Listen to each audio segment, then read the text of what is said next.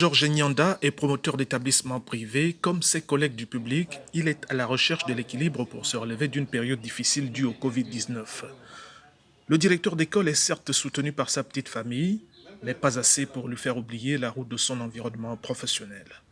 Qu'il est loin le temps où il affichait le programme pédagogique sur le tableau noir, enseignant un jour, enseignant pour toujours, Georges travaille néanmoins sur une éventuelle reprise des cours avec le focus des savoirs prioritaires. Les mesures à prendre, c'est par rapport à la date, à la période que le gouvernement aura décidé de nous demander de reprendre, de demander aux enfants de reprendre les cours. C'est sur la base de cette période que nous allons décider comment essayer de sauver l'année scolaire. Il est dans la catégorie des opérateurs gabonais en attente du financement d'urgence des entreprises, dont les guichets virtuels sont opérationnels depuis mi-avril dernier au ministère de l'économie.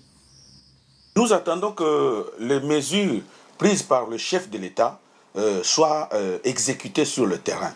Nous attendons que le gouvernement applique dans son intégralité les mesures ou encore l'aide que le président de la République a décidé d'affecter au PME pendant cette crise de Covid-19. Loin des débats de la reprise des cours, la rue a déjà sa bouffée d'oxygène, l'informel reprend du service.